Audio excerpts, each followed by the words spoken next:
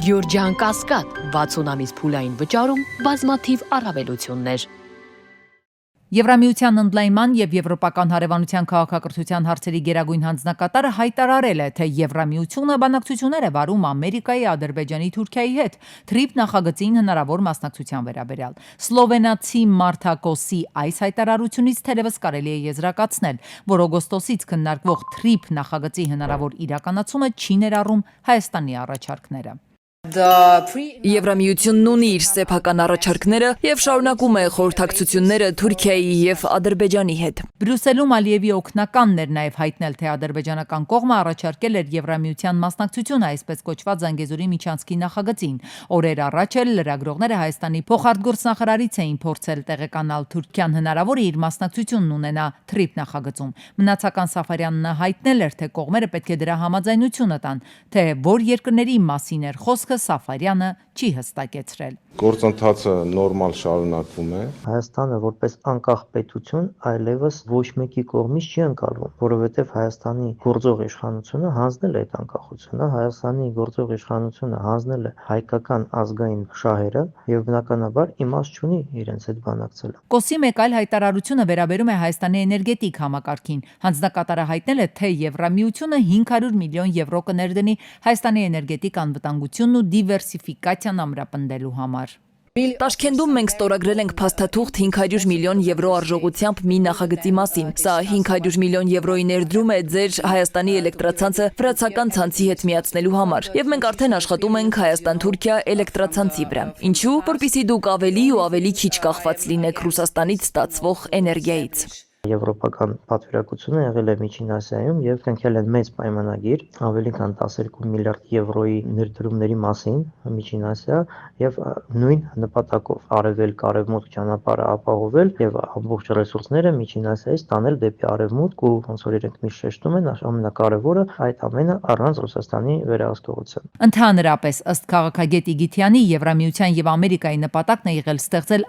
արևելք արևմուտք միջանցքը, որպեսզի Միջին Ասիայի ռեսուրսները հնարավոր լինի տեղափոխել Եվրոպա, իսկ Եվրոպան կարողանա զենք մատակարարել Միջին Ասիային, եթե Միջին Ասիայում ստեղծվի հակամարտություն Ռուսաստանի դեմ, որի շուրջ իհարկե արևմուտքը հիմա ակտիվորեն աշխատում է։ Այնուամենայնիվ Կոսը լավատես է եւ հավատում է, որ Հայաստանի եւ Ադրբեջանի միջեւ վերջնական խաղաղություն կհաստատվի հաշվի առնելով այն հանգամանքը, որ Ադրբեջանի իշխանությունների հռետորաբանությունը չի փոխվում այդ երկրի նախագահն օրակարգում է պահում այսպես կոչված արևմտյան Ադրբեջանի նարատիվը։ Ես եղել եմ Բաքվում, խոսել եմ Ադրբեջանի նախագահի հետ, ինչպես նաև Երևանում խոսել եմ ձեր նախագահի, ձեր վարչապետի հետ։ Երկու երկրներում էլ ես շատ դրական ազդակներ ստացա։ Այնպես որ այո, ես հավատում եմ, որ խաղաղությունը հնարավոր է եւ գիտեք, այնինչ տեղի է ունենում հիմա, արդեն զարգացում է դրական ուղղությամբ։ Դրսից հետևելով դուք գուցե կարող եք կասկածամիտ լինել, թե արդյոք մտադրությունները իրական են։ Եվրամիության բարձր հանձնակատարը Հայաստանի եւ Ադրբեջանի միջև վերջնական խաղաղության հաստատման հարցում կարևորում է նաեւ Թուրքիայի դերակատարությունը։ Կոսը հայտնել է, թե ինքը զգում է, որ խաղաղության կարգավորման գործընթացը իրական է, քանի որ ըստ նրա ներգրաված է նաեւ Միացյալ Նահանգները։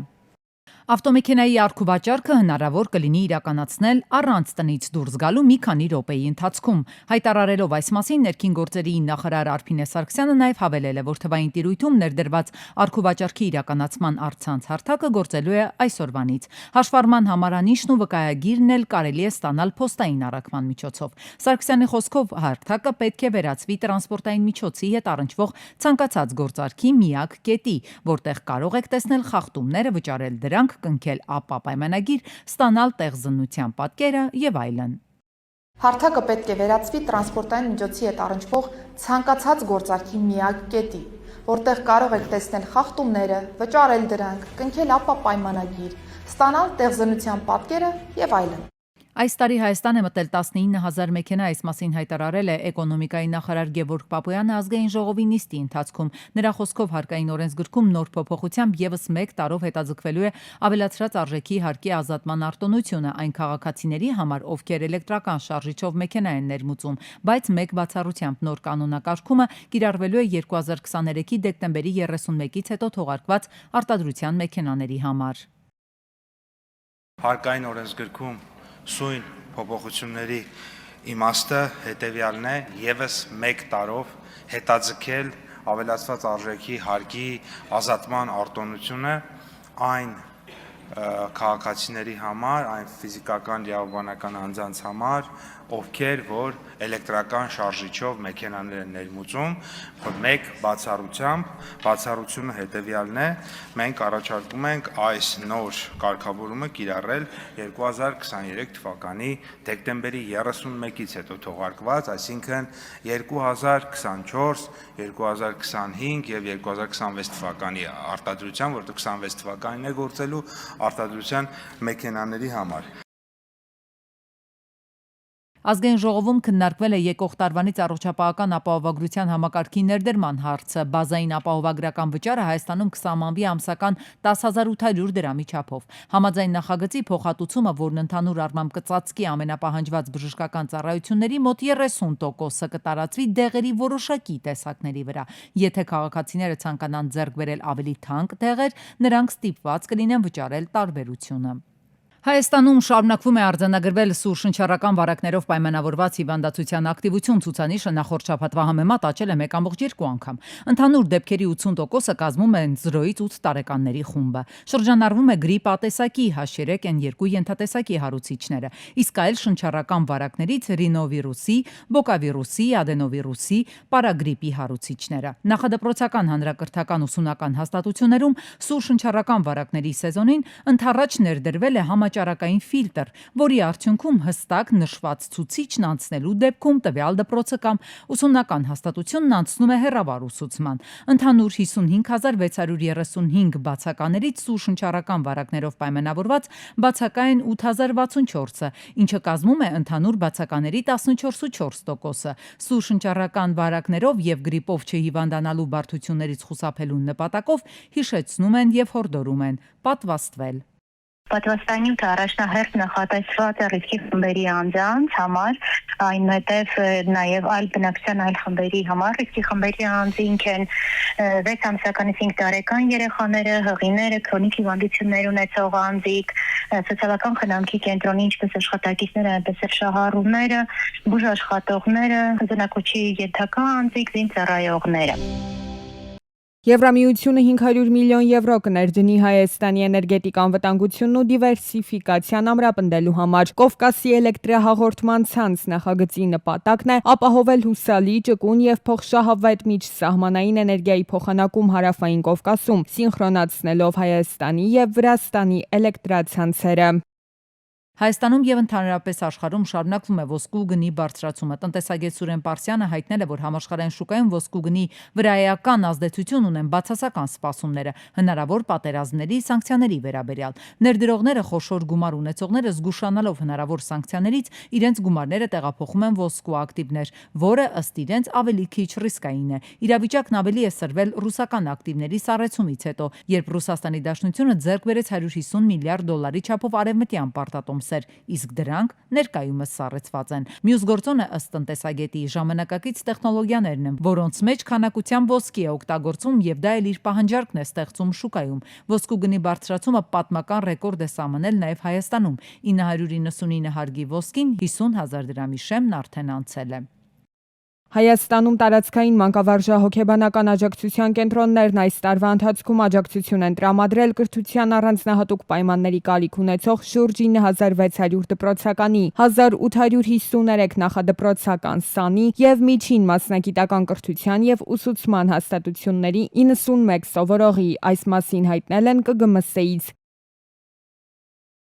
Ժաննա Անդրեասյանի այցերը Հայոց ցեղասպանության հուշահամալիր շարունակվում են։ Հերթական այցի ընթացքում նախարարին ներկայացվել են հիմնանորոգման, վերականգնման եւ բարեկարգման աշխատանքների ընթացքին, որակին եւ ժամկետներին վերաբերող հարցեր։ Անդրեասյանը ընդգծել է իրականացվող աշխատանքների կարեւորությունը եւ շեշտել, որ անհրաժեշտ է խստորեն պահպանել հաստատված նախագծով սահմանված պահանջները։